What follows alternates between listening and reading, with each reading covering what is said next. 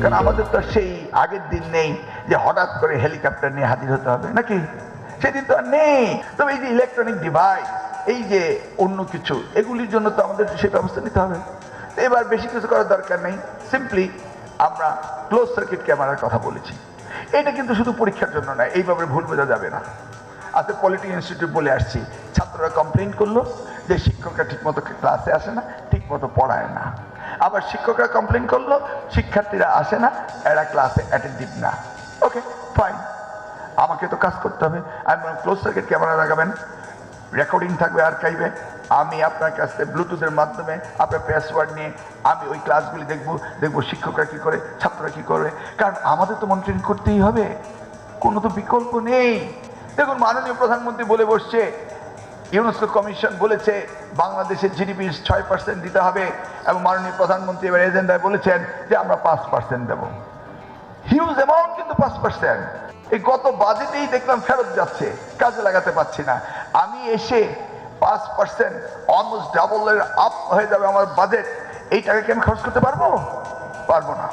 অতএব আমাকে এই যে বাজেট ইনক্রিজ হবে সেটাকে তো সদ্ব্যবহার করতে হবে, তাই আমাকে গ্র্যাজুয়ালি এই কাজগুলি করতে হবে। এবার ধরুন আমরা টার্গেট করব জিডিপি 3% পর্যন্ত নেওয়া যায় কিনা, আমরা টিচার্স ট্রেনিং, শিক্ষার মান উন্নয়ন, কীভাবে কারিকুলাম সিলেবাস থেকে শুরু করে সব কিছু কীভাবে উন্নয়ন করা যায়, গ্র্যাজুয়ালি আমরা বাজেট নেব এবং এটাকে আমরা সদ্ব্যবহার করব। তো এই যে ডিজিটাল প্রবলেম, এই ডিজিটাল প্রবলেমটা আমাদের বেরিয়ে আসতে হবে। সেই জন্য আমরা বলেছি প্রত্যেকটি ক্লাসরুমে আমাদের এই ক্যামেরা পদ্ধতি থাকতে হবে। তাহলে আমরা ঢাকায় বসে বা রাজশাহীতে বসে, রাজশাহী বোর্ড যারা আপনাদের অথরিটি রয়েছেন তারা সেখানে বসে ক্লাসরুমে বসে দেখতে পারবে যে ক্লাসরুমে ক্লাস কন্ডাক্ট হচ্ছে কিনা ঠিক মতো। এখন এই কথা শোনার পর অনেকে বলছে ছাত্রছাত্রীদেরকে ঘাড় ঘুরাতে দেওয়া যাবে না। কেন? ছাত্রছাত্রী ঘাড় ঘুরাবে, রিল্যাক্স। তার কি ঘাড় এরকম করে না এই পরীক্ষার সময়? আপনি করেননি? অনেকক্ষণ লেখার পর এরকম করেন না? এরকম করিনি আমরা। আরে এটা কি হলো? ঘাড় ঘুরানো যাবে না, এটা কোনো কথা না। আমরা বলেছি ক্লাসরুম কন্ডাক্ট রেসিপ্রোকাল কিনা, শিক্ষকরা ঠিক মতো ক্লাস করে কিনা, ছাত্ররা ঠিক মতো মনোযোগ দেয় কিনা, এগুলিকে আমরা বিবেচনা আনবো।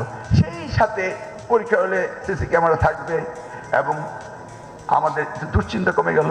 কারণ আমাদের তো সেই আগের দিন নেই যে হঠাৎ করে হেলিকপ্টার নিয়ে হাজির হতে হবে, নাকি? সেদিন তো আর নেই। আমি ঘরে বসে যদি পৃথিবী দেখতে পারি, ঘরে বসে আমি ক্লাসরুম দেখতে পারবো না কেন? আমার এখন মনে প্রশ্ন হয়েছে, খাগড়াছড়ি প্রত্যন্ত অঞ্চলের একটা ক্লাসরুম আমি দেখতে চাই, আমাকে সেখানে যেতে হবে কেন? আমার তো এখন অ্যাডভান্টেজ রয়েছে, নাকি? সোশ্যাল মিডিয়া, তো সিসি ক্যামেরা, আমিও অ্যাডভান্টেজ নেব।